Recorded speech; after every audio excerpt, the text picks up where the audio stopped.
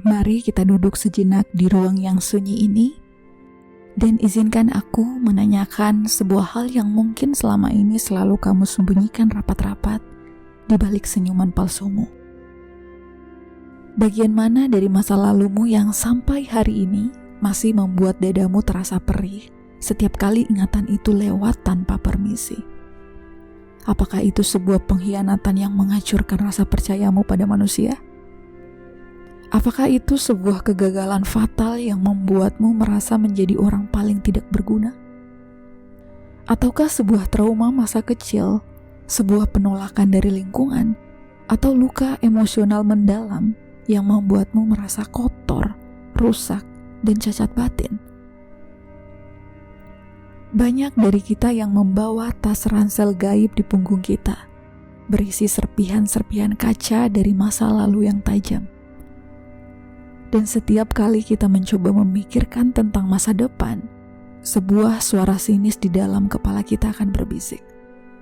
Lihat dirimu, kamu sudah rusak, kamu penuh dengan cacat dan trauma. Orang seperti kamu tidak layak memiliki tujuan hidup yang indah. Misi jiwa dan kedamaian hanyalah milik orang-orang yang hidupnya bersih dan sempurna. Kita tumbuh dalam budaya yang mengagungkan kesempurnaan tanpa celah. Kita diajarkan bahwa untuk menjadi berguna, kita harus menjadi produk yang utuh, mulus, dan tanpa cacat. Akibatnya, saat melihat luka-luka di dalam batin kita merasa dikutuk oleh kehidupan. Kita mengira penderitaan masa lalu kita adalah tanda bahwa kita telah dikeluarkan dari daftar makhluk yang memiliki takdir kebaikan. Namun, hari ini, saat ini, di ruang kontemplasi bersama kita, di jalan afirmasi, aku ingin mengajakmu untuk melihat retakan-retakan di dalam jiwamu dengan kacamata yang sama sekali berbeda. Letakkan dulu semua penghakiman kejam yang kamu arahkan pada dirimu sendiri. Duduklah dengan santai di sampingku. Di sini, gak ada guru yang akan menilaimu, gak ada penceramah yang akan mendikte dosamu. Kita semua adalah jiwa yang sedang belajar mengeja arti rasa sakit. Mari kita ambil napas dalam-dalam bersama. Rasakan udara sejuk mengalir masuk, membasahi bagian-bagian batinmu yang sempat gersang, dan hembuskan perlahan. Biarkan tubuhmu tahu bahwa di detik ini, di ruang ini, kamu aman untuk melepaskan topeng ketangguhanmu. Saat ini, kita akan membedah sebuah rahasia spiritual yang sangat radikal, bahwa luka terbesar masa lalumu itu tidak pernah diciptakan untuk menghancurkanmu. Luka itu sebenarnya adalah pintu gerbang menuju misi jiwamu yang sejati. Kamu tidak menderita secara kebetulan. Rasa sakit yang berhasil kamu jinakkan hari ini itu adalah bahan bakar utama yang sedang disiapkan oleh semesta agar kelak kamu bisa menjadi lentera, menjadi penunjuk arah bagi jiwa-jiwa lain yang sedang tersesat di dalam kegelapan yang sama dengan yang pernah kamu lewati. Kita akan belajar tentang archetype kuno, The Wounded Healer, dan menyelami kearifan leluhur Jawa tentang esensi penempaan jiwa. Mari kita jujur pada diri kita sendiri di dalam ruang refleksi ini. Siapakah manusia di muka bumi ini yang benar-benar bersih dari luka? Bahkan orang-orang yang penampilannya paling bahagia di media sosial, atau mereka yang memiliki pencapaian materi paling mentereng, itu memiliki ruang bawah tanah di batin mereka, tempat mereka menyimpan tangisan yang gak pernah terdengar oleh dunia. Ilusi kesempurnaan adalah kebohongan terbesar yang diadopsi oleh manusia modern. Ketika kamu mengira bahwa traumamu membuatmu tidak layak memiliki misi hidup yang mulia, kamu sedang terjebak dalam miskonsepsi bahwa seorang penolong haruslah seorang malaikat yang gak pernah jatuh ke dalam lumpur. Padahal, hukum alam semesta bekerja dengan cara yang sebaliknya. Mari kita amati bagaimana alam bekerja. Tanah yang paling subur di bumi bukanlah tanah yang selalu disiram cahaya matahari yang tenang tanpa gangguan. Tanah yang paling subur itu adalah tanah yang terbentuk dari sisa-sisa letusan gunung berapi yang dahsyat. Tanah vulkanik yang dulunya terbakar oleh lava panas, hancur lebur, namun kini menjadi tempat di mana benih-benih pohon purba itu bisa tumbuh dengan paling rindang. Begitu pula dengan jiwamu. Luka masa lalumu adalah tanah vulkanik spiritualmu. Mengapa misi jiwamu harus dilahirkan dari lukamu? Karena manusia tidak akan pernah bisa memberikan empati yang sejati terhadap sesuatu yang tidak pernah mereka rasakan sendiri. Seorang motivator yang hidupnya selalu mulus dari kecil mungkin bisa memberikan teori-teori hebat tentang bagaimana cara bangkit dari kegagalan. Namun, kata-katanya itu akan terdengar seperti gema yang hampa di telinga orang yang sedang hancur. Kata-katanya hanya menyentuh kepala, gak menyentuh dada, tidak menyentuh hati mereka. Namun bayangkan ketika seseorang yang pernah berada di titik nadir, seseorang yang pernah mengalami depresi berat, pernah dikhianati sampai habis, atau pernah kehilangan segala hal, berdiri di depan orang yang sedang mengalami nasib yang sama. Ia gak perlu berpidato dengan kata-kata yang rumit. Ia hanya perlu menatap mata orang tersebut, memegang pundaknya, dan berkata dengan getaran suara yang penuh keautentikan, "Aku tahu rasanya. Aku pernah di sana. Dan lihat aku hari ini. Aku bisa selamat. Kamu pun pasti bisa." Nah, detik itulah misi jiwamu berjalan. Kata-katamu menjadi obat penyembuh karena kata-kata itu telah dibaptis oleh air mata dan darah perjuanganmu sendiri. Luka masa lalumu adalah tanda bahwa kamu telah lulus dari sekolah pengalaman hidup yang paling mahal.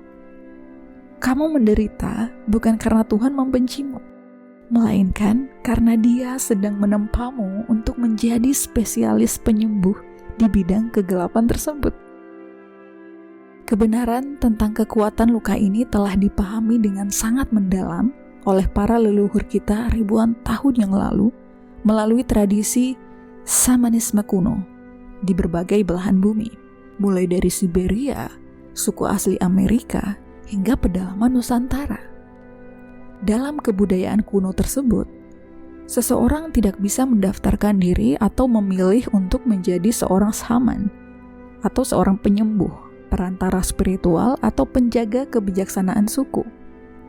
Seseorang dipilih oleh alam semesta melalui sebuah proses yang sangat mengerikan yang disebut dengan krisis shamanic crisis, atau penyakit inisiasi.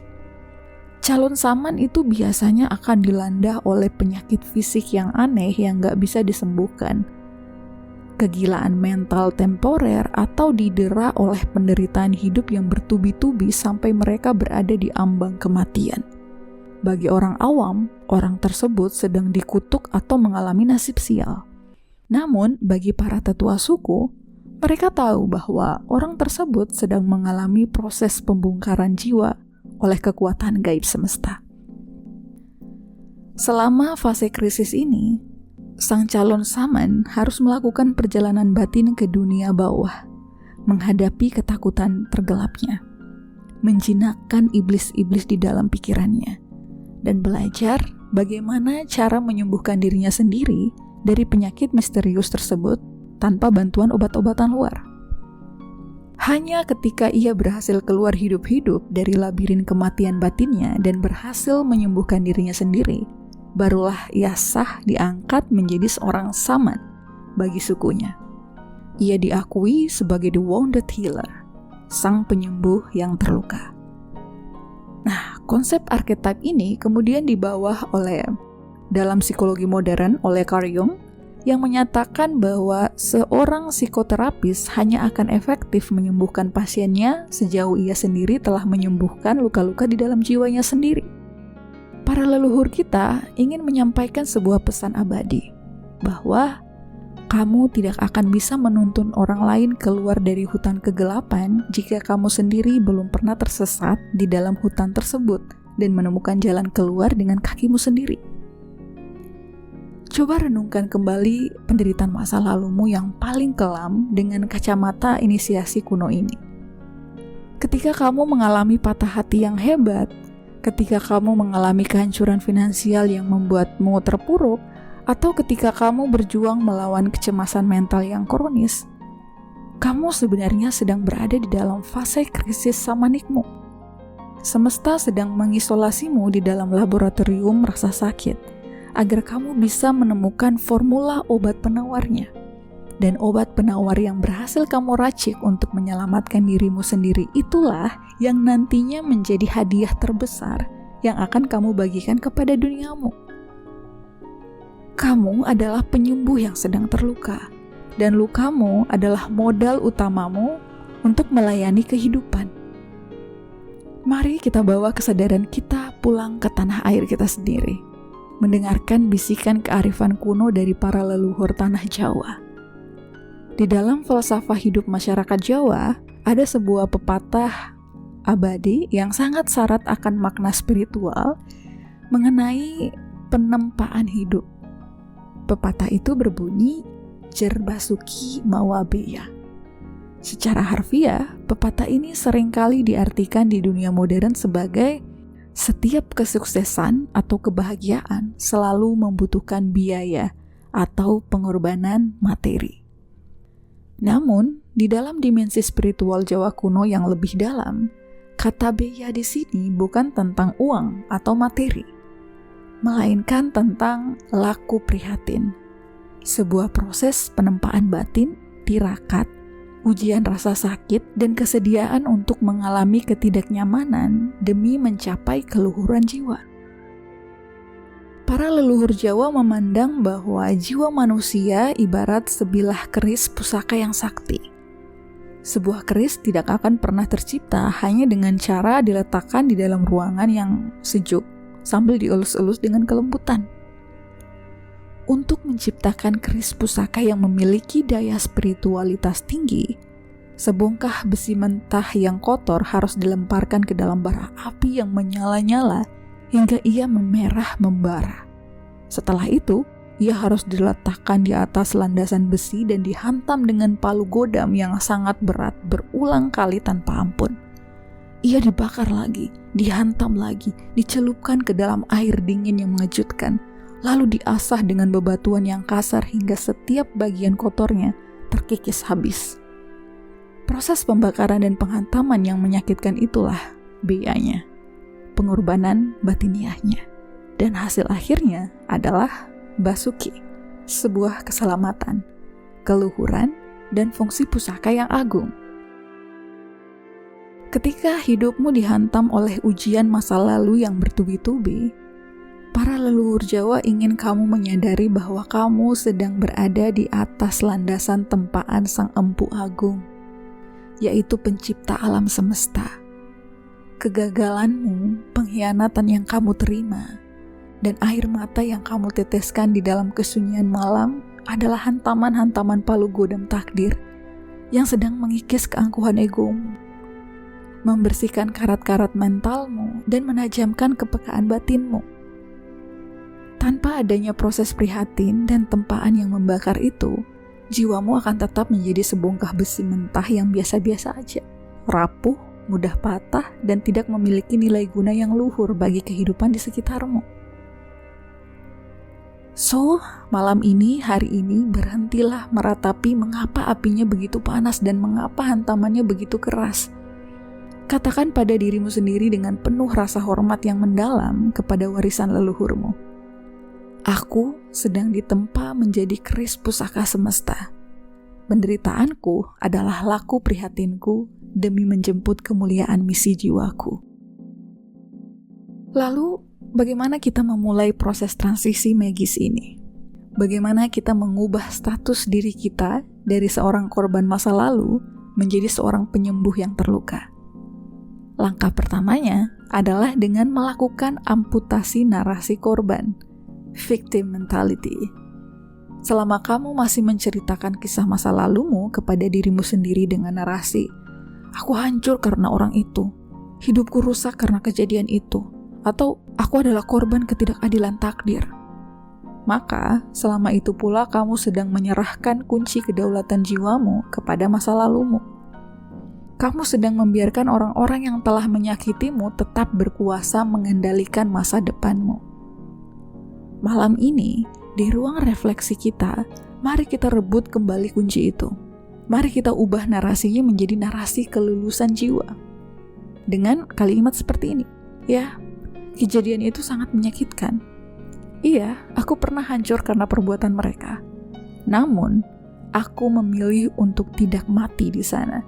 Aku memilih untuk menggunakan kehancuran itu sebagai sekolah batin untuk melahirkan versi diriku yang paling kuat, paling bijaksana, dan paling penuh kasih. Nah, langkah kedua adalah temukan spesialisasi lenteramu. Lihat kembali luka terbesarmu, karena disitulah letak peta misimu. Jika kamu adalah seseorang yang pernah berjuang lolos dari jeratan hubungan yang penuh kekerasan dan manipulasi emosional, maka misi jiwamu adalah menjadi ruang aman, menjadi pembimbing bagi wanita atau pria lain di luaran sana yang saat ini sedang gemetar ketakutan di dalam hubungan yang sama. Jika kamu adalah seseorang yang pernah bangkit dari keterpurukan depresi dan rasa ingin menyerah pada hidup, maka misi jiwamu adalah menjadi telinga yang mendengar, menjadi secercah harapan bagi jiwa-jiwa muda yang saat ini sedang menatap kegelapan di kamar mereka masing-masing.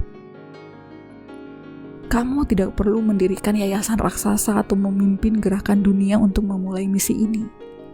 Mulailah dari lingkaran terkecil di sekitarmu. Bersikaplah peka terhadap tanda-tanda penderitaan orang lain yang jenisnya sama dengan penderitaan masa lalumu.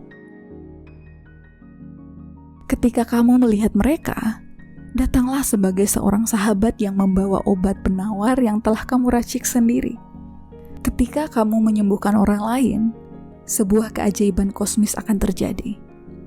Luka masa lalumu yang dulunya terasa perih, tiba-tiba akan menutup sepenuhnya dan berubah menjadi garis tato emas yang indah. Kamu sembuh justru dengan cara menyembuhkan. Kini rasa sakit yang selama ini kamu takuti telah kehilangan kekuatannya untuk menyiksamu. Ia telah bertransmutasi menjadi sebuah kehormatan, sebuah tanda kelulusan spiritual yang sakral bagi eksistensimu di bumi. Mari kita jangkar kesadaran The Wounded Healer ini sedalam mungkin ke dalam struktur pikiran bawah sadarmu sebelum kamu melangkah menuju istirahat malammu. Duduklah atau berbaringlah dengan kenyamanan penuh. Letakkan kedua telapak tanganmu menangkup di tengah dadamu, tepat di atas jantungmu. Sebuah simbol penghormatan dan penyembuhan utuh bagi dirimu sendiri.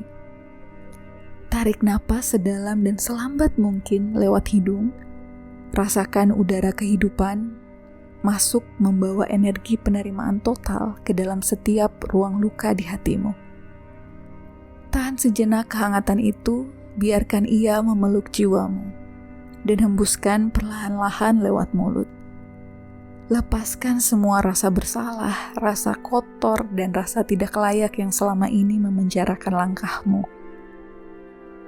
Ucapkan kalimat-kalimat afirmasi transmutasi suci ini di dalam keheningan jiwamu yang paling dalam dengan penuh kedaulatan batin. Luka masa laluku tidak mendefinisikan akhir hidupku. Ia adalah sekolah jiwaku. Hari ini, aku mengubah rasa sakitku menjadi kekuatan untuk menerangi duniaku. Aku melepaskan narasi korban dan bangkit sebagai penyembuh yang terluka. Setiap tempaan dan hantaman masa lalu adalah proses suci untuk menjemput misi jiwaku. Aku layak memiliki masa depan yang indah. Justru karena aku telah berhasil melewati kegelapan yang pekat. Aku adalah lentera semesta. Cahayaku lahir dari api perjuangan batin yang berhasil kujinakkan. Tarik napas kembali, rasakan kekuatan inisiasi Saman kuno dan keagungan falsafah Jarbasuki Mawabaya bersatu memulihkan kedaulatan batiniahmu. Dan hembuskan dengan helaan napas panjang yang penuh keikhlasan, kedamaian, dan kemerdekaan yang mutlak.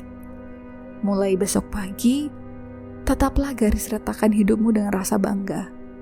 Kamu adalah mahakarya yang tidak sempurna di mata manusia, namun sangat indah dan fungsional di hadapan semesta.